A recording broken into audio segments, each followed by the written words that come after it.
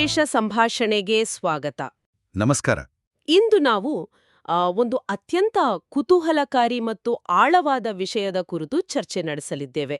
ನಮ್ಮ ದೈನಂದಿನ ಜೀವನದಲ್ಲಿ ನಾವು ಪ್ರತಿದಿನ ಅದೆಷ್ಟೋ ಶಬ್ದಗಳನ್ನು ಪದಗಳನ್ನು ಬಳಸ್ತೇವೆ. ಹೌದು, ನಿರಂತರವಾಗಿ. ಆದರೆ ಆ ಶಬ್ದಗಳಿಗೆ ಕೇವಲ ಅರ್ಥ ಮಾತ್ರವಲ್ಲ, ಒಂದು ನಿರ್ದಿಷ್ಟವಾದ ಆಕಾರ ಮತ್ತು ಅಗಾಧವಾದ ಶಕ್ತಿ ಇರಲು ಸಾಧ್ಯವೇ? ಈ ಒಂದು ಪ್ರಶ್ನೆಯನ್ನಿಟ್ಕೊಂಡು ಇಂದಿನ ನಮ್ಮ ಆಳವಾದ ಅಧ್ಯಯನವನ್ನ ಪ್ರಾರಂಭಿಸೋಣ. ಖಂಡಿತ. ಇದೊಂದು ಅತ್ಯಂತ ಗಂಭೀರವಾದ ವಿಚಾರ. ಸೌ ಅನಿತಾ ಅರವಿಂದ್ ಸರಾಫ್ ಅವರು ಒದಗಿಸಿರುವ ಗಾಯತ್ರಿ ಚೈತನ್ಯ ಎಂಬ ಪಠ್ಯದ ಪ್ರಮುಖ ಅಂಶಗಳನ್ನು ಆಧರಿಸಿ ಇಂದಿನ ನಮ್ಮ ವಿಶ್ಲೇಷಣೆ ಸಾಗಲಿದೆ. ನಾವೆಲ್ಲರೂ ಗಾಯತ್ರಿ ಮಂತ್ರದ ಬಗ್ಗೆ ಕೇಳಿರ್ತೇವೆ. ಬಹುತೇಕನ ಮನೆಗಳಲ್ಲಿ ಪ್ರತಿದಿನ ಕೇಳಿಸಿಗುವ ಶ್ಲೋಕ ಇದು. ಹೌದು. ಆದ್ರೆ ಗಾಯತ್ರಿ ಚೈತನ್ಯವು ಈ ಮಂತ್ರವನ್ನು ಕೇವಲ ಒಂದು ಧಾರ್ಮಿಕ ಆಚರಣೆಯಾಗಿ ನೋಡದೆ ಅದೊಂದು ವೈಜ್ಞಾನಿಕ ಮತ್ತು ರೇಖಾಗಣಿತದ ಶಕ್ತಿಯ ಸಂಯೋಜನೆ ಎಂದು ಹೇಳುತ್ತದೆ. ನಿಜ. ಇದು ಕೇವಲ ಸಾಮಾನ್ಯ ಮನುಷ್ಯನನ್ನು ದೈವಿಕ ಹಂತಕ್ಕೆ ಹೇಗೆ ಕೊಂಡೊಯ್ಯುತ್ತದೆ ಎಂಬುದರ ಹಿಂದಿರುವ ತರ್ಕವನ್ನ ನಾವಿಂದು ಬಿಡಿಸಿ ನೋಡಬೇಕಾಗಿದೆ.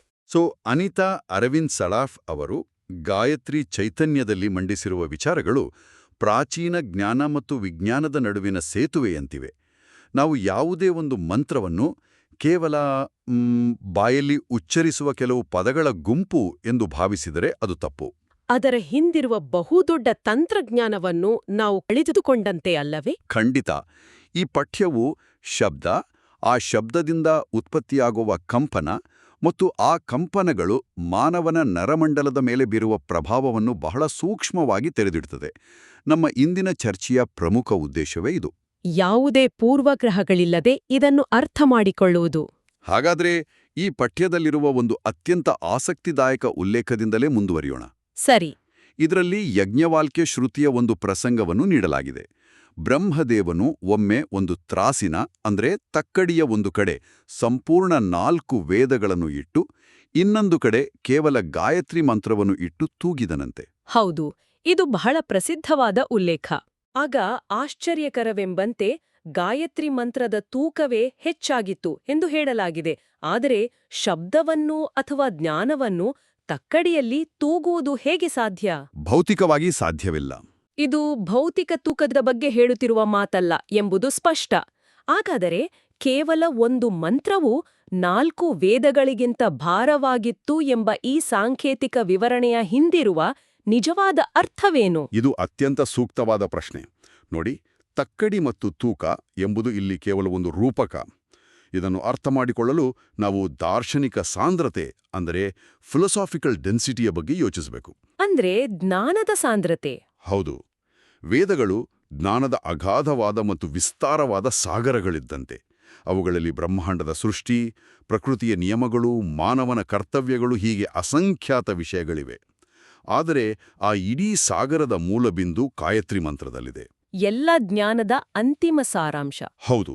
ಆಧುನಿಕ ಭಾಷೆಯಲ್ಲಿ ಹೇಳುವುದಾದರೆ ಭೌತಶಾಸ್ತ್ರದ ಅದೆಷ್ಟೋ ಸಂಕೀರ್ಣ ನಿಯಮಗಳನ್ನು ಐನ್ಸ್ಟೈನ್ ಅವರ E=mc² ಎಂಬ ಒಂದು ಚಿಕ್ಕ ಸಮೀಕರಣ ಹೇಗೆ ತನ್ನೊಳಗೆ ಅಡಗಿಸಿಕೊಂಡಿದೆಯೋ ಅದೇ ರೀತಿ 4 ವೇದಗಳ ಜ್ಞಾನವು ಈ ಮಂತ್ರದಲ್ಲಿ ಸಾಂದ್ರೀಕೃತಗೊಂಡಿದೆ. ನಿಖರವಾಗಿ. ಗಾಯತ್ರಿ ಚೈತನ್ಯದಲ್ಲಿ ವಿವರಿಸಿರುವಂತೆ ಈ ಮಂತ್ರವು ಮನುಷ್ಯನನ್ನು ಕೇವಲ ನರನನ್ನಾಗಿ ಉಳಿಸುವುದಿಲ್ಲ, ಬದಲಾಗಿ ನರನಿಂದ ನಾರಾಯಣನ ಮಟ್ಟಕ್ಕೆ ಏರಿಸುವ ಶಕ್ತಿ ಹೊಂದಿದೆ. ಮಾನವನ ಪ್ರಜ್ಞೆಯನ್ನು ವಿಸ್ತರಿಸಿ ದೈವಿಕ ಸ್ವರೂಪಕ್ಕೆ ಪರಿವರ್ತಿಸುವ ಸಾಮರ್ಥ್ಯ. ಇದು ನಿಜಕ್ಕೂ ಕುತೂಹಲಕಾರಿಯಾಗಿದೆ. ಈ ಶಬ್ದದ ತೂಕದ ರೂಪಕದಿಂದ ನಾವು ಶಬ್ದಕ್ಕೆ ಆಕಾರವಿದೆ ಎಂಬ ಭೌತಿಕ ಸತ್ಯದ ಕಡೆಗೆ ಬರೋಣ. ಇದು ಈ ಪಠ್ಯದ ಅತ್ಯಂತ ಪ್ರಮುಖ ಭಾಗ. ಹೌದು. ನನ್ನ ಪ್ರಕಾರ ಈ ಇಡೀ ಗಾಯತ್ರಿ ಚೈತನ್ಯ ಪಠ್ಯದಲ್ಲಿ ಅತ್ಯಂತ ರೋಚಕವಾದ ಘಟ್ಟವೆಂದರೆ ಫೋಟೋಸೋನೋಸ್ಕೋಪ್ ಎಂಬ ವೈಜ್ಞಾನಿಕ ಉಪಕರಣದ ಬಗ್ಗೆ ಇರುವ ಪ್ರಸ್ತಾಪ. ಫೋಟೋಸೋನೋಸ್ಕೋಪ್, ಹೌದು. ನಾವು ಸಾಮಾನ್ಯ ಹಾಗೆ ಶಬ್ದವನ್ನು ಕೇವಲ ಕಿವಿಯಿಂದ ಕೇಳುವ ಒಂದು ಅನುಭವ ಎಂದುಕೊಂಡಿದ್ದೇವೆ. ಆದರೆ ಶಬ್ದವು ರೇಖಾಗಣಿತದ ಆಕೃತಿಯನ್ನು ಅಂದರೆ ಜ್ಯಾಮಿತಿಯ ನಮೂನೆಗಳನ್ನು ಸೃಷ್ಟಿಸುತ್ತದೆ ಎಂದು ಲೇಖಕರು ಹೇಳುತ್ತಾರೆ. ಹೌದು, ಫೋಟೋಸೋನೋಸ್ಕೋಪ್ ಮೂಲಕ ಇದನ್ನು ನೋಡಬಹುದು. ಶಬ್ದ ಮತ್ತು ಆಕಾರದ ನಡುವಿನ ಈ ಸಂಬಂಧ ಹೇಗೆ ಕೆಲಸ ಮಾಡುತ್ತದೆ? ಇದು ಸಂಪೂರ್ಣ ವೈಜ್ಞಾನಿಕವಾದ ಅಂಶ. ಶಬ್ದದ ತರಂಗಗಳು ಭೌತಿಕ ವಸ್ತುಗಳ ಮೇಲೆ ಹೇಗೆ ಪ್ರಭಾವ ಬೀರುತ್ತವೆ ಎಂಬುದನ್ನು ಅಧ್ಯಯನ ಮಾಡುವ ವಿಜ್ಞಾನದ ಶಾಖೆಗೆ ಸೈಮ್ಯಾಟಿಕ್ಸ್ ಎಂದು ಕರೆಯಲಾಗುತ್ತದೆ. ಸೈಮ್ಯಾಟಿಕ್ಸ್. ಹೌದು. ಫೋಟೋಸೋನೋಸ್ಕೋಪ್ ಉಪಕರಣವು ಇದೇ ತತ್ವದ ಮೇಲೆ ಕೆಲಸ ಮಾಡುತ್ತದೆ. ಇದನ್ನು ಸುಲಭವಾಗಿ ಅರ್ಥಮಾಡಿಕೊಳ್ಳಬೇಕೆಂದರೆ, ಒಂದು ಸ್ಪೀಕರ್ ಮೇಲೆ ಸ್ವಲ್ಪ ಮರಳನ್ನು ಹರಡಿ ಅದರಲ್ಲಿ ಒಂದು ನಿರ್ದಿಷ್ಟ ಆವೃತ್ತನದ ಅಂದರೆ ಫ್ರೀಕ್ವೆನ್ಸಿಯ ಶಬ್ದವನ್ನು ನುಡಿಸಿದರೆ ಏನಾಗುತ್ತದೆ ಎಂದು ಊಹಿಸಿಕೊಳ್ಳಿ. ಆ ಮರಳು ಕಂಪನಗಳಿಗೆ ತಕ್ಕಂತೆ ಬೇರೆ ಬೇರೆ ವಿನ್ಯಾಸಗಳನ್ನು ಪಡೆಯುತ್ತದೆ. ಹೌದು, ನಿರ್ದಿಷ್ಟ ರೇಖಾಗಣಿತದ ಆಕೃತಿಗಳನ್ನು ಪಡೆಯುತ್ತದೆ. ಗಾಯತ್ರಿ ಚೈತನ್ಯದಲ್ಲಿ ವಿವರಿಸಿರುವಂತೆ ಗಾಯತ್ರಿ ಮಂತ್ರವನ್ನು ನಿರಂತರವಾಗಿ, ಸ್ಪಷ್ಟವಾಗಿ ಮತ್ತು ಸಂಪೂರ್ಣ ಏಕಾಗ್ರತೆಯಿಂದ ಜಪಿಸಿದಾಗ ಆ ಮಂತ್ರದ ಧ್ವನಿತರಂಗಗಳು ಇದೇ ರೀತಿಯ ರೇಖಾಗಣಿತದ ಆಕೃತಿಗಳನ್ನು ಸೃಷ್ಟಿಸುತ್ತವೆ. ಅಂದ್ರೆ ಮಂತ್ರದ ಶಬ್ದವು ಗಾಳಿಯಲ್ಲಿರುವ ಅಥವಾ ಸುತ್ತಲಿನ ವಾತಾವರಣದಲ್ಲಿರುವ ಕಣಗಳ ಮೇಲೆ ಪ್ರಭಾವ ಬೀರಿ ಒಂದು ವಿನ್ಯಾಸವನ್ನು ರೂಪಿಸುತ್ತದೆ. ಖಂಡಿತ. ಆಶ್ಚರ್ಯಕರ ವಿಚಾರವೆಂದರೆ, ಈ ಯಂತ್ರದ ಮೂಲಕ ನೋಡಿದಾಗ ಆ ರೇಖಾಗಣಿತದ ಆಕೃತಿಗಳು ಕ್ರಮೇಣ ವಿಕಸನಗೊಂಡು ಕೊನೆಗೆ 5 ಮುಖಗಳ ಗಾಯತ್ರಿ ದೇವಿಯ ಸಾಕಾರ ರೂಪವನ್ನು ಪಡೆಯುತ್ತವೆ ಎಂಬುದು. ಹೌದು. ಇದು ಸ್ವಲ್ಪ ಅತಿಶಯೋಕ್ತಿ ಎನಿಸುವುದಿಲ್ಲವೇ? ಇದರ ಹಿಂದಿರುವ ತರ್ಕವನ್ನು ಹೇಗೆ ಬಿಡಿಸಿ ಹೇಳಬಹುದು? ಮೇಲ್ನೋಟಕ್ಕೆ ಇದು ಅಚ್ಚರಿ ಎನಿಸಬಹುದು. ಆದರೆ ಇದರ ಹಿಂದಿರುವ ತರ್ಕ ಬಹಳ ಸ್ಪಷ್ಟವಾಗಿದೆ. ನೋಡಿ, ಮಂತ್ರವು ಮೂಲತಃ ನಿರಾಕಾರವಾಗಿದೆ. ಅದಕ್ಕೆ ಭೌತಿಕ ಆಕಾರವಿಲ್ಲ. ಹೌದು, ಕೇವಲ ಶಬ್ದ. ಆದರೆ ಆ ಮಂತ್ರದ ನಿರಂತರ ಪಠಣದಿಂದ ಉಂಟಾಗುವ ಕಂಪನಗಳು ಭೌತಿಕ ಪ್ರಪಂಚದಲ್ಲಿ ಒಂದು ಸಗುಣ ಆಕಾರವನ್ನು ಪಡೆಯುತ್ತವೆ. ನಮ್ಮ ಪ್ರಾಚೀನ ಋಷಿಮುನಿಗಳು ಯಂತ್ರ ಮತ್ತು ಮಂತ್ರಗಳ ನಡುವೆ ಮಾಡಿದ್ದ ಸಂಪರ್ಕ ಇದೇ ಆಗಿದೆ. ಈ ಜಾಮಿತೀಯ ಆಕೃತಿಗಳನ್ನೇ ಅವರು ಯಂತ್ರ ಎಂದು ಕರೆದರು. ಓ, ಆ ನಿರ್ದಿಷ್ಟ ಯಂತ್ರದ ಆಕಾರವೇ ದೇವತೆಯ ಆಕಾರ? ಹೌದು. ನೀವು ಯಾವ ಆವರ್ತನದಲ್ಲಿ ಯಾವ ಶಬ್ದವನ್ನು ಉತ್ಪತ್ತಿ ಮಾಡುತ್ತೀರೋ ಅದಕ್ಕೆ ತಕ್ಕನಾದ ಒಂದು ಶಕ್ತಿಯುತವಾದ ಆಕೃತಿ ನಿರ್ಮಾಣವಾಗುತ್ತದೆ. ಶಬ್ದವನ್ನು ದೃಶ್ಯರೂಪಕ್ಕೆ ತಂದಾಗ ಕಾಣುವ ಆ ಸಮತೋಲಿತವಾದ ಜಾಮಿತಿಯ ವಿನ್ಯಾಸವನ್ನೇ 5 ಮುಖಗಳ ಗಾಯತ್ರಿ ದೇವಿಯ ಸಾಕಾರ ರೂಪ ಎಂದು ಸಾಂಕೇತಿಕವಾಗಿ ಕರೆಯಲಾಗಿದೆ. ನಿರಾಕಾರವಾದ ಶಬ್ದವು ಭೌತಿಕ ಆಕಾರವನ್ನು ಪಡೆಯುತ್ತದೆ ಎಂಬುದಕ್ಕೆ ಇದೊಂದು ಅತ್ಯುತ್ತಮ ವಿವರಣೆ. ಶಬ್ದ ಮತ್ತು ಆಕಾರದ ನಡುವಿನ ಈ ವಿಜ್ಞಾನವನ್ನು ಅರ್ಥಮಾಡಿಕೊಂಡಾಗ ಈ ಪಠ್ಯದಲ್ಲಿ ನೀಡಿರುವ ಜಪದ ಲೆಕ್ಕಾಚಾರಗಳು ಕೇವಲ ಕುರುಡು ನಂಬಿಕೆಯಲ್ಲ ಎಂಬುದು ಸ್ಪಷ್ಟವಾಗುತ್ತದೆ. ಖಂಡಿತ, ಅದೊಂದು ನಿಖರವಾದ ಪ್ರಕ್ರಿಯೆ. ಗಾಯತ್ರಿ ಚೈತನ್ಯದಲ್ಲಿ ಸಂಖ್ಯೆಗಳ ಆಧಾರದ ಮೇಲೆ ಸಿಗುವ ಫಲಿತಾಂಶಗಳನ್ನು ಬಹಳ ವಿವರವಾಗಿ ನೀಡಲಾಗಿದೆ. ಹೌದು, ದೇವಿ ಭಾಗವತದ ಉಲ್ಲೇಖದೊಂದಿಗೆ.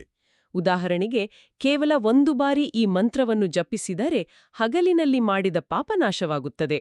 10 ಬಾರಿಗೆ ಹಗಲು ಮತ್ತು ರಾತ್ರಿಯ ಪಾಪ, 100 ಬಾರಿಗೆ 1 ತಿಂಗಳ ಪಾಪ ಕಳೆಯುತ್ತದೆ. ಹೀಗೆ ಈ ಲೆಕ್ಕಾಚಾರ ಹೆಚ್ಚುತ್ತಲೇ ಹೋಗಿ ಅಂತಿಮವಾಗಿ 10 ಕೋಟಿ ಬಾರಿ ಜಪಿಸಿದರೆ ಬ್ರಹ್ಮಜ್ಞಾನ ಮತ್ತು ಮೋಕ್ಷ ಪ್ರಾಪ್ತಿಯಾಗುತ್ತದೆ ಎಂದು ಸ್ಪಷ್ಟಪಡಿಸಲಾಗಿದೆ. ಹೌದು. ಇಲ್ಲಿ ಪಾಪ ಮತ್ತು 10 ಕೋಟಿ ಬಾರಿ ಎಂಬ ಲೆಕ್ಕಾಚಾರವನ್ನು ನಾವು ಆಧುನಿಕ ದೃಷ್ಟಿಕೋನದಿಂದ ಹೇಗೆ ನೋಡಬೇಕು? ಈ ಸಂಖ್ಯಾಶಾಸ್ತ್ರೀಯ ಹಂತಗಳನ್ನು ಕೇವಲ ಯಾಂತ್ರಿಕವಾದ ಲೆಕ್ಕಾಚಾರ ಅಥವಾ ವ್ಯಾಪಾರದ ಲೆಕ್ಕದಂತೆ ನೋಡಬಾರದು. ಇಲ್ಲಿ ಪಾಪ ಎಂದರೆ ನಮ್ಮ ಮನಸ್ಸಿನಲ್ಲಿ ಬೇರೂರಿರುವ ನಕಾರಾತ್ಮಕ ಆಲೋಚನೆಗಳು, ನಮ್ಮ ವಿಕಾಸಕ್ಕೆ ತಡೆಯೊಡ್ಡುವ ಮಾನಸಿಕ ಅಡೆತಡೆಗಳು. ನಿಖರವಾಗಿ ಒಬ್ಬ ವ್ಯಕ್ತಿ ಒಂದು ಮಂತ್ರವನ್ನು 10 ಕೋಟಿ ಬಾರಿ ಜಪಿಸಬೇಕಾದರೆ ಆತನ ಜೀವನದಲ್ಲಿ ಎಷ್ಟೊಂದು ವರ್ಷಗಳ ಕಠಿಣ ಶಿಸ್ತು, ತಾಳ್ಮೆ ಮತ್ತು ಏಕಾಗ್ರತೆ ಇರಬೇಕು ಎಂಬುದನ್ನು ಊಹಿಸಿ. ಅದು ಅಗಾಧವಾದ ಸಮಯ ಮತ್ತು ಶ್ರಮವನ್ನು ಬೇಡುತ್ತದೆ. 10 ಕೋಟಿ ಬಾರಿ ಒಂದು ಶಬ್ದದ ಮೇಲೆ ಗಮನ ಕೇಂದ್ರೀಕರಿಸುವುದು ಎಂದರೆ ಆ ವ್ಯಕ್ತಿಯ ನರಮಂಡಲವೂ ಆತನ ಮೆದುಳಿನ ರಚನೆಯೂ ಸಂಪೂರ್ಣವಾಗಿ ಮರುಜೋಡಣೆಗೊಳ್ಳುತ್ತದೆ. ಇದನ್ನು ನ್ಯೂರೋಪ್ಲಾಸ್ಟಿಸಿಟಿ ಎನ್ನಬಹುದು. ಆತನಲ್ಲಿ ನಕಾರಾತ್ಮಕ ವಿಚಾರಗಳಿಗೆ ಜಾಗವೇ ಇರುವುದಿಲ್ಲ. ಇದನ್ನೇ ಪಾಪ ವಿನಾಶ ಮತ್ತು ಮೋಕ್ಷ ಪ್ರಾಪ್ತಿ ಎಂದು ಕರೆಯಲಾಗಿದೆ. ಹೌದು, ಮೋಕ್ಷ ಎಂದರೆ ಸಾವಿನ ನಂತರ ಸಿಗುವ ಸ್ಥಿತಿಯಲ್ಲ.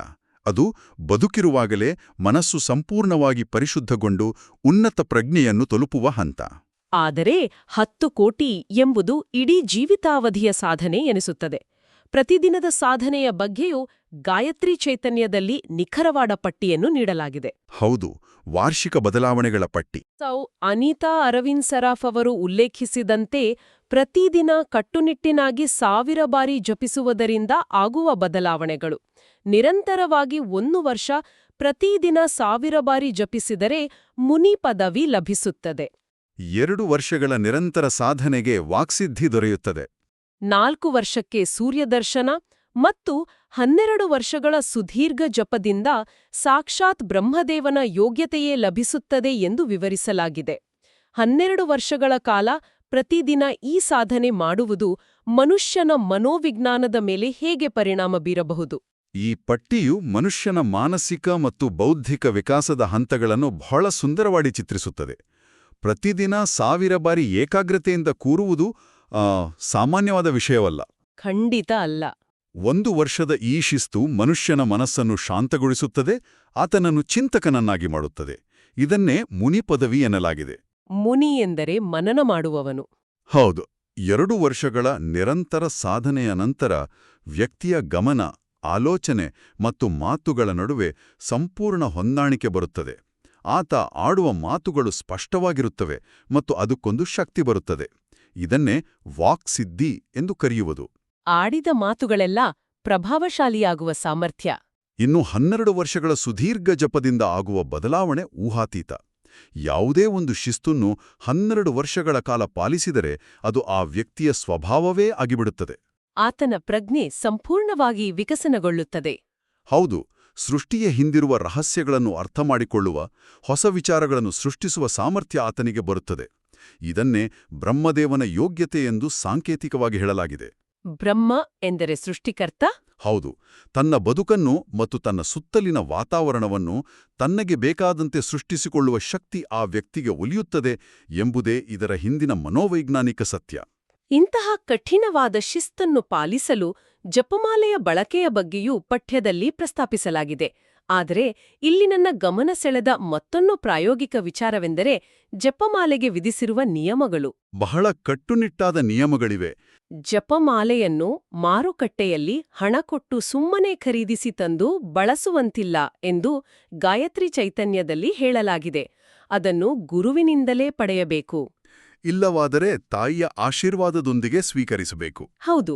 ಮತ್ತು ನದೀಜಲ ಅಥವಾ ಗೋಮೂತ್ರದಿಂದ ಪವಿತ್ರಗೊಳಿಸಬೇಕು. ಭೌತಿಕವಾಗಿ ನೋಡಿದರೆ ಅಂಗಡಿಯಲ್ಲಿ ಸಿಗುವ ಮಾಲೆಗೂ ಗುರುವಿನಿಂದ ಪಡೆದ ಮಾಲೆಗೂ ವ್ಯತ್ಯಾಸವಿರುವುದಿಲ್ಲ. ಹಾಗಾದರೆ ಈ ನಿಯಮದ ಹಿಂದಿರುವ ಉದ್ದೇಶವೇನು? ನೋಡಿ, ಇದರ ಹಿಂದಿರುವ ಉದ್ದೇಶ ಸಂಪೂರ್ಣವಾಗಿ ಮಾನಸಿಕ ಮತ್ತು ಭಾವನಾತ್ಮಕ ಮೌಲ್ಯಕ್ಕೆ ಸಂಬಂಧಿಸಿದ್ದು. ನಾವು ಅಂಗಡಿಯಿಂದ ಒಂದು ವಸ್ತುವನ್ನು ಖರೀದಿಸಿದಾಗ ನಮ್ಮ ಮನಸ್ಸಿನಲ್ಲಿ ಅದೊಂದು ಕೇವಲ ವಸ್ತು ಮಾತ್ರ ಆಗಿರುತ್ತದೆ. ಅದಕ್ಕೆ ಬೇರೆ ಯಾವುದೇ ಬೆಲೆ ಇರುವುದಿಲ್ಲ. ಆದರೆ ಅದೇ ವಸ್ತುವನ್ನು ನಮ್ಮ ಗುರುಗಳು ಅಥವಾ ನಮ್ಮನ್ನ ಹೆತ್ತ ತಾಯಿ ತಮ್ಮ ಆಶೀರ್ವಾದದೊಂದಿಗೆ ನೀಡಿದಾಗ ಆ ವಸ್ತುವಿನ ಬಗ್ಗೆ ನಮ್ಮ ಮನೋಭಾವ ಸಂಪೂರ್ಣವಾಗಿ ಬದಲಾಗುತ್ತದೆ. ಆ ಜಪಮಾಲೆಯನ್ನು ಕೈಯಲ್ಲಿ ಹಿಡಿದಾಗಲೆಲ್ಲ ಗುರುವಿನ ಮಾರ್ಗದರ್ಶನ ಅಥವಾ ತಾಯಿಯ ಪ್ರೀತಿ ನೆನಪಾಗುತ್ತದೆ. ಹೌದು. ಇದೊಂದು ರೀತಿಯ ಮಾನಸಿಕ ಆಂಕರಿಂಗ್. ಆ ವಸ್ತುವಿಗೆ ಒಂದು ಆಧ್ಯಾತ್ಮಿಕ ಮತ್ತು ಭಾವನಾತ್ಮಕ ಶಕ್ತಿ ತುಂಬುವ ಪ್ರಕ್ರಿಯೆ ಇದು. ನದೀ ಜಲದಿಂದ ಪವಿತ್ರಗೊಳಿಸುವುದು. ಭೌತಿಕ ವಸ್ತುವಿನ ಮೇಲಿರಬಹುದಾದ ಕಲ್ಮಶಗಳನ್ನು ನಿವಾರಿಸಿ ನಮ್ಮ ಸಾಧನೆಗೆ ಒಂದು ಶುದ್ಧವಾದ ಆರಂಭವನ್ನು ಒದಗಿಸುವ ಸಂಕೇತವಾಗಿದೆ. ಆಸಕ್ತಿದಾಯಕ. ಇದೇ ಜಪಮಾಲೆಯ ನಿರ್ವಹಣೆಯ ಬಗ್ಗೆ ಪಠ್ಯದಲ್ಲಿ ನೀಡಿರುವ ಮತ್ತೊಂದು ಮಾಹಿತಿ ನಿಜಕ್ಕೂ ಬೆರುಗುಗೊಳಿಸುವಂತಿದೆ. ರುದ್ರಾಕ್ಷಿ ಮಾಲೆಯ ನಿರ್ವಹಣೆ. ಹೌದು. ರುದ್ರಾಕ್ಷಿ ಮಾಲೆಯಾದರೆ ಆ ಬೀಜಗಳು ಒಡೆಯದಂತೆ ಅಥವಾ ಬಿರುಕು ಬಿಡದಂತೆ ತಡೆಯಲು ಜಪಸರವನ್ನು 2 ತಿಂಗಳ ಕಾಲ ತುಪ್ಪದಲ್ಲಿ ನೆನೆಸಿಡಬೇಕು ಎಂಬ ಸೂಕ್ಷ್ಮ ಮಾಹಿತಿಯನ್ನು ನೀಡಲಾಗಿದೆ. ಆಧ್ಯಾತ್ಮಿಕ ಸಾಧನೆಯ ಬಗ್ಗೆ ಮಾತನಾಡುವ ಪುಸ್ತಕವೊಂದರಲ್ಲಿ ಇಂತಹ ಪ್ರಯೋಗಾತ್ಮಕ ಮತ್ತು ಭೌತಶಾಸ್ತ್ರೀಯ ಮಾಹಿತಿ ಇರುವುದು ಆಶ್ಚರ್ಯಕರವಲ್ಲವೇ? ಖಂಡಿತವಾಗಿಯೂ. ಇದು ನಮ್ಮ ಪ್ರಾಚೀನ ಜ್ಞಾನದ ಬಹುದೊಡ್ಡ ವಿಶೇಷತೆ. ಅವರು ಕೇವಲ ಕಣ್ಣಿಗೆ ಕಾಣದ ಆಧ್ಯಾತ್ಮದ ಬಗ್ಗೆ ಮಾತ್ರ ಮಾತನಾಡಲಿಲ್ಲ, ಕಣ್ಣಿಗೆ ಕಾಣುವ ಪ್ರಕೃತಿಯ ಬಗ್ಗೆಯೂ ಅಷ್ಟೇ ಆಳವಾದ ಅರಿವು ಹೊಂದಿದ್ರು. ರುದ್ರಾಕ್ಷಿ ಎಂಬುದು ಮೂಲತಃ ಒಂದು ಮರದ ಬೀಜ ತಾನೇ? ಹೌದು. ಮರದ ಉತ್ಪನ್ನಗಳನ್ನು ನಾವು ನಿರಂತರವಾಗಿ ಬೆರಳುಗಳಿಂದ ಸ್ಪರ್ಶಿಸುತ್ತಿದ್ದಾಗ ನಮ್ಮ ದೇಹದ ಉಷ್ಣತೆಗೆ ಮತ್ತು ವಾತಾವರಣದ ಬದಲಾವಣೆಗೆ ಅವು ಒಳಗಾಗುತ್ತವೆ. ಕಾಲಕ್ರಮೇಣ ಬೀಜದಲ್ಲಿರುವ ತೇವಾಂಶ ಕಡಿಮೆಯಾಗಿ ಅವು ಬಿರುಕು ಬಿಡುವ ಸಾಧ್ಯತೆ ಇರುತ್ತದೆ. ಇದನ್ನು ತಡೆಯಲು ತುಪ್ಪದಲ್ಲಿ ನೆನೆಸಿಡುವ ವಿಧಾನ. ಹೌದು. ತುಪ್ಪವು ಅತ್ಯುತ್ತಮವಾದ ನೈಸರ್ಗಿಕ ಲುಬ್ರಿಕೆಂಟ್. ಅದು ರುದ್ರಾಕ್ಷಿಯ ಸೂಕ್ಷ್ಮ ರಂಧ್ರಗಳನ್ನು ಪ್ರವೇಶಿಸಿ ಅದಕ್ಕೆ ದೀರ್ಘಾಯುಷ್ಯವನ್ನು ನೀಡುತ್ತದೆ. ಇದು ಕೇವಲ ಒಂದು ಧಾರ್ಮಿಕ ಆಚರಣೆಯಲ್ಲ. ನೈಸರ್ಗಿಕ ವಸ್ತುಗಳನ್ನು ಕಾಪಾಡಿಕೊಳ್ಳುವ ಅತ್ಯಂತ ನಿಖರವಾದ ವೈಜ್ಞಾನಿಕ ವಿಧಾನ. ನಿಜ. ದೈನಂದಿನ ವಸ್ತುಗಳನ್ನು ಗೌರವದಿಂದ ನೋಡಿಕೊಳ್ಳುವ ಶಿಸ್ತನ್ನು ಇದು ಕಲಿಸುತ್ತದೆ. ಈ ರೀತಿಯಾಗಿ ಸಿದ್ಧಪಡಿಸಿದ ಜಪಮಾಲೆಯಿಂದ ಪ್ರತಿದಿನ ಜಪವನ್ನು ಹೇಗೆ ಮಾಡಬೇಕು ಎಂಬುದಕ್ಕೂ ಒಂದು ಸುಂದರವಾದ ವಿನ್ಯಾಸವನ್ನು ಗಾಯತ್ರಿ ಚೈತನ್ಯದಲ್ಲಿ ನೀಡಲಾಗಿದೆ. 3 ಮಾಲೆಗಳ ಜಪ. ಹೌದು, ದಿನಕ್ಕೆ ಕನಿಷ್ಠ 3 ಮಾಲೆ ಅಂದ್ರೆ 108 ಬಾರಿ 3 ಮಾಲೆಗಳ ಜಪ ಮಾಡಬೇಕು ಎಂದು ಹೇಳಲಾಗಿದೆ. ಆದರೆ ಈ 3 ಮಾಲೆಗಳ ಉದ್ದೇಶ ಬೇರೆ ಬೇರೆಯಾಗಿದೆ. ಮೊದಲನೆಯ ಮಾಲೆಯು ಸ್ವಂತ ಆತ್ಮಕಲ್ಯಾಣಕ್ಕಾಗಿ, 2ನೆಯ ಮಾಲೆಯು ತನ್ನ ಪರಿವಾರದ ಕಲ್ಯಾಣಕ್ಕಾಗಿ, ಮತ್ತು 3ನೆಯ ಮಾಲೆಯು ಇಡೀ ಸಮಾಜದ ಕಲ್ಯಾಣಕ್ಕಾಗಿ ಮೀಸಲಿಡಲಾಗಿದೆ. ಜಪ ಎಂಬುದು ವೈಯಕ್ತಿಕ ಸಾಧನೆಯೆಂದು ನಾವು ಭಾವಿಸುತ್ತೇವೆ, ಆದರೆ ಇಲ್ಲಿ ಅದು ಸಮಾಜದ ಒಳಿತಿಗಾಗಿ ವಿಸ್ತರಿಸುತ್ತದೆ. ಇದು ಆಧ್ಯಾತ್ಮಿಕತೆಯನ್ನು ವಿಶ್ವಪ್ರೇಮದ ಕಡೆಗೆ ಕೊಂಡೊಯ್ಯುವ ವಿಧಾನ. ಇದರ ಬಗ್ಗೆ ನಿಮ್ಮ ವಿಶ್ಲೇಷಣೆ ಏನು? ಇದು ಇಡೀ ಗಾಯತ್ರಿ ಚೈತನ್ಯ ಪಠ್ಯದ ಅತ್ಯಂತ ಉದಾತ್ತವಾದ ಆಯಾಮ. ಯಾವುದೇ ಆಧ್ಯಾತ್ಮಿಕ ಸಾಧನೆ ಕೇವಲ ಸ್ವಾರ್ಥದ ಉದ್ದೇಶವನ್ನು ಹೊಂದಿರಬಾರದು. ಮನುಷ್ಯನ ಸಹಜ ಪ್ರವೃತ್ತಿ ತನ್ನ ಒಳಿತನ್ನು ಬಯಸುವುದು. ಹಾಗಾಗಿ ಮೊದಲ ಮಾಲೆ ತನ್ನ ಸ್ವಂತ ಪ್ರಜ್ಞೆಯ ವಿಕಾಸಕ್ಕೆ, ಆನಂತರ ಆತನ ಪ್ರೀತಿ ತನ್ನ ಕುಟುಂಬದ ಕಡೆಗೆ ವಿಸ್ತರಿಸುತ್ತದೆ. ಆದರೆ ಸಾಧನೆ ಅಲ್ಲಿಗೆ ನಿಲ್ಲಬಾರದು. 3ನೆಯ ಹಂತದಲ್ಲಿ ಅದು ಇಡೀ ಸಮಾಜದ, ಇಡೀ ವಿಶ್ವದ ಕಲ್ಯಾಣವನ್ನು ಬಯಸುವ ಹಂತಕ್ಕೆ ಬೆಳೆಯಬೇಕು. ಹೌದು, ಮನೋವಿಜ್ಞಾನದಲ್ಲಿ ಇದನ್ನು ಎಂಪತಿ ಅಥವಾ ಸಹಾನುಭೂತಿಯ ವಿಸ್ತರಣೆ ಎಂದು ಕರೆಯಬಹುದು. ಒಬ್ಬ ವ್ಯಕ್ತಿಯು ಪ್ರತಿದಿನ ನನ್ನ ಸುತ್ತಲಿರುವ ಎಲ್ಲರೂ ಚೆನ್ನಾಗಿರ್ಲಿ ಎಂದು ಪ್ರಜ್ಞಾಪೂರ್ವಕವಾಗಿ ಜಪಿಸುತ್ತಿದ್ದರೆ ಆತನಲ್ಲಿ ಸಹಜವಾಗಿಯೇ ವಿಶ್ವಪ್ರೇಮ ಅರಳುತ್ತದೆ. ವ್ಯಕ್ತಿಯ ಆಂತರಿಕ ಶಕ್ತಿ ಸಮಾಜದ ಸಕಾರಾತ್ಮಕ ಶಕ್ತಿಯಾಗಿ ಬದಲಾಗುವ ಅದ್ಭುತವಾದ ಪ್ರಕ್ರಿಯೆ. ಹೌದು. ಈ ವಿಶ್ವಪ್ರೇಮ ಮತ್ತು ಆಧ್ಯಾತ್ಮಿಕ ಶಿಸ್ತನ್ನು ಕೇವಲ ಪೂಜಾಕೋಣದಲ್ಲಿ ಕೂತು ಮಾಡುವ ಪ್ರಕ್ರಿಯೆಯಾಗಿ ಮಾತ್ರ ಪಠ್ಯ ಉಳಿಸಿಲ್ಲ. ಬದಲಾಗಿ ದೈನಂದಿನ ಜೀವನದ ಪ್ರತಿಯೊಂದು ಸಣ್ಣಪುಟ್ಟ ಕ್ರಿಯೆಗಳಲ್ಲಿಯೂ ಜಪದ ಲೆಕ್ಕವನ್ನು ಅಳವಡಿಸಲಾಗಿದೆ. ಹೌದು, ಇದು ಬಹಳ ಕುತೂಹಲಕಾರಿ. ದೇವಸ್ಥಾನದಲ್ಲಿರುವಾಗ 12 ಬಾರಿ, ಬೆಳಗ್ಗೆ ನಿದ್ರೆಯಿಂದ ಏಳುವಾಗ 8 ಬಾರಿ, ರಾತ್ರಿ ಮಲಗುವಾಗ 7 ಬಾರಿ ಜಪಿಸಬೇಕು ಎಂದು ಹೇಳಲಾಗಿದೆ. ಮನೆಯಿಂದ ಹೊರಹೋಗುವಾಗ 3 ಬಾರಿ, ಮತ್ತು ಸೀನುವಾಗ ಹಾಗೂ ಊಟ ಮಾಡುವಾಗ ತಲಾ 1 ಬಾರಿ. ಊಟ ಮಾಡುವಾಗ ಜಪಿಸುವುದನ್ನು ಅರ್ಥ ಮಾಡ್ಕೊಳ್ಬಹುದು. ಆದರೆ ಸೀನುವಂತಹ ಹಠಾತ್ ಕ್ರಿಯೆ ಸಂದರ್ಭದಲ್ಲಿಯೂ ಮಂತ್ರವನ್ನು ಜಪಿಸಲು ಹೇಳಿದರೆ ಹಿಂದಿನ ತರ್ಕವೇನೋ? ಇದು ಸಾಮಾನ್ಯ ಜನರಿಗೆ ಸ್ವಲ್ಪ ಅತಿಯಾದ ನಿಯಮ ಎನಿಸುವುದಿಲ್ಲವೇ? ಮೇಲ್ನೋಟಕ್ಕೆ ಇದು ಕೇವಲ ನಿಯಮಗಳ ಪಟ್ಟಿಯಂತೆ ಕಂಡರೂ ಆಧುನಿಕ ಮನೋವಿಜ್ಞಾನದ ಹಿನ್ನೆಲೆಯಲ್ಲಿ ನೋಡಿದಾಗ ಇದು ಅತ್ಯಂತ ಶಕ್ತಿಶಾಲಿ ತಂತ್ರವಾಗಿದೆ.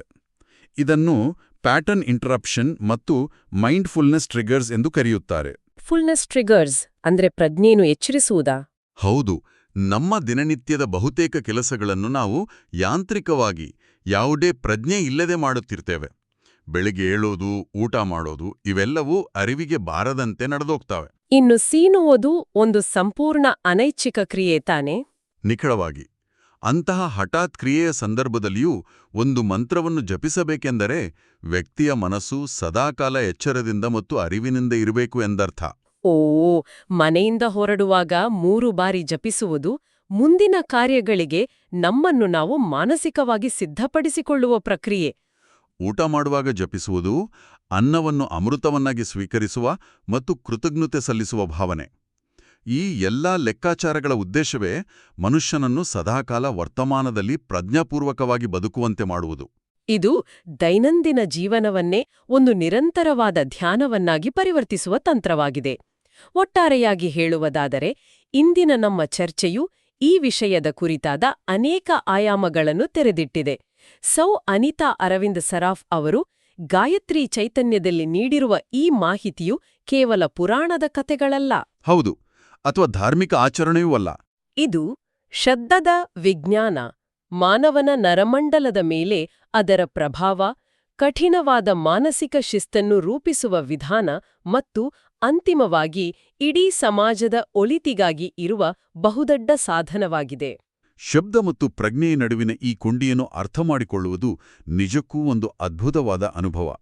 ಇದು ಮಾನವನ ಶರೀರ, ಮನಸ್ಸು ಮತ್ತು ವಿಶ್ವದ ಶಕ್ತಿಯ ನಡುವೆ ಸಮತೋಲನವನ್ನು ಸಾಧಿಸುವ ಸಂಪೂರ್ಣ ವಿಜ್ಞಾನ. ನಾವು ಕೇವಲ ಭೌತಿಕ ದೇಹಗಳಲ್ಲ, ನಾವು ಕಂಪನಗಳು ಮತ್ತು ಶಬ್ದಗಳಿಗೆ ಸ್ಪಂದಿಸುವ ಸೂಕ್ಷ್ಮ ಜೀವಿಗಳು. ಈ ಪ್ರಾಚೀನ ಪಠ್ಯವು ಆ ಸೂಕ್ಷ್ಮತೆಯನ್ನು ಎಚ್ಚರಿಸುವ ಕೈಪಿಡಿಯಾಗಿದೆ. ಪ್ರಾಚೀನ ಜ್ಞಾನವನ್ನು ಈ ರೀತಿ ವೈಜ್ಞಾನಿಕ ದೃಷ್ಟಿಕೋನದಿಂದ ವಿಶ್ಲೇಷಿಸಿದಾಗ ಮಾತ್ರ ಅದರ ನಿಜವಾದ ಮೌಲ್ಯ ನಮಗೆ ಅರ್ಥವಾಗುತ್ತದೆ. ಹೌದು. ಈ ಎಲ್ಲಾ ಆಳವಾದ ವಿಚಾರಗಳನ್ನು ಚರ್ಚಿಸಿದ ನಂತರ ಇಂದಿನ ಅಧ್ಯಯನವನ್ನು ಮುಕ್ತಾಯಗೊಳಿಸುವ ಮುನ್ನ ನಮ್ಮೆಲ್ಲರನ್ನೂ ಕಾಡಬೇಕಾದ ಒಂದು ಪ್ರಮುಖವಾದ ಚಿಂತನೆಯನ್ನು ಇಲ್ಲಿ ಹಂಚಿಕೊಳ್ಳಲೇಬೇಕು. ಖಂಡಿತ. ಫೋಟೋಸೋನೋಸ್ಕೋಪ್ ಯಂತ್ರದ ಮೂಲಕ ನೋಡಿದಾಗ ಕೇವಲ ಶಬ್ದದ ರೂಪದಲ್ಲಿದ್ದ ಒಂದು ಪ್ರಾಚೀನ ಮಂತ್ರವು ಅತ್ಯಂತ ಸುಂದರವಾದ, ಸಮತೋಲನವಾದ ಮತ್ತು ಶಕ್ತಿಯುತವಾದ ರೇಖಾಗಣಿತದ ಆಕೃತಿಯನ್ನು ಸೃಷ್ಟಿಸುತ್ತದೆ ಎಂದು ನಾವು ಅರಿತೆವು. ಹೌದು, ಅದೊಂದು ಸುಂದರ ಆಕೃತಿ. ಹಾಗಾದೆ ನಮ್ಮ ದೈನಂದಿನ ಜೀವನದ ಕಡೆಗೆ ಒಮ್ಮೆ ತಿರುಗಿ ನೋಡೋಣ. ನಾವು ನಿರಂತರವಾಗಿ ಬಳಸುವ ಪದಗಳು, ನಾವು ಆಡುವ ಕೋಪದ ಮಾತುಗಳು, ಇತರರ ಬಗ್ಗೆ ಆಡುವ ನಕಾರಾತ್ಮಕ ಶಬ್ದಗಳು, ಅಥವಾ ನಮ್ಮ ಬಗ್ಗೆ ನಾವೇ ಆಡಿಕೊಳ್ಳುವ ಕೀಳರಿಮೆಯ ಮಾತುಗಳು. ಹೌದು, ಇವೆಲ್ಲವೂ ನಮ್ಮ ಸುತ್ತಮುತ್ತಲಿನ ವಾತಾವರಣದಲ್ಲಿ ಎಂತಹ ಅದೃಶ್ಯ ಆಕೃತಿಗಳನ್ನು ಅಥವಾ ಕಂಪನಗಳನ್ನು ಸೃಷ್ಟಿಸುತ್ತಿರಬಹುದು. ಸುಂದರವಾದ ಶಬ್ದವು ಸುಂದರವಾದ ಆಕೃತಿಯನ್ನು ಸೃಷ್ಟಿಸಿದರೆ, ನಮ್ಮ ಕಟುವಾದ ಶಬ್ದಗಳು ನಮ್ಮ ಸುತ್ತಲಿನ ಜಾಗದಲ್ಲಿ ಎಂತಹ ವಿಕಾರವಾದ ಆಕಾರಗಳನ್ನು ನಿರ್ಮಿಸುತ್ತಿರಬಹುದು. ಇದು ಆಲೋಚಿಸಬೇಕಾದ ವಿಚಾರ. ನಮ್ಮ ಪ್ರತಿದಿನದ ಶಬ್ದಗಳೇ ನಮ್ಮ ಬದುಕಿನ ಆಕಾರವನ್ನು, ನಮ್ಮ ಸಂಬಂಧಗಳನ್ನು ಮತ್ತು ನಮ್ಮ ಭವಿಷ್ಯವನ್ನು ನಿರ್ಧರಿಸುತ್ತಿವೆಯೇ? ಈ ಪ್ರಶ್ನೆಗೆ ತಕ್ಷಣದ ಉತ್ತರವಿಲ್ಲ, ಆದರೆ ಇದು ಖಂಡಿತವಾಗಿಯೂ ನಮ್ಮೆಲ್ಲರನ್ನೂ ನಮ್ಮ ದೈನಂದಿನ ಮಾತುಗಳ ಬಗ್ಗೆ ಎಚ್ಚರದಿಂದಿರುವಂತೆ ಮಾಡುವ ಆಳವಾದ ಆಲೋಚನೆಯಾಗಿದೆ. ಸತ್ಯವಾದ ಮಾತು. ಇದೇ ಚಿಂತನೆಯೊಂದಿಗೆ ಇಂದಿನ ಈ ವಿಶೇಷ ಸಂಭಾಷಣೆಯನ್ನು ಮುಕ್ತಾಯಗೊಳಿಸೋಣ. ಮುಂದಿನ ಬಾರಿ ಮತ್ತೊಂದು ಕುತೂಹಲಕಾರಿ ವಿಷಯದ ಆಳವಾದ ಅಧ್ಯಯನದೊಂದಿಗೆ ಮತ್ತೆ ಭೇಟಿಯಾಗೋಣ.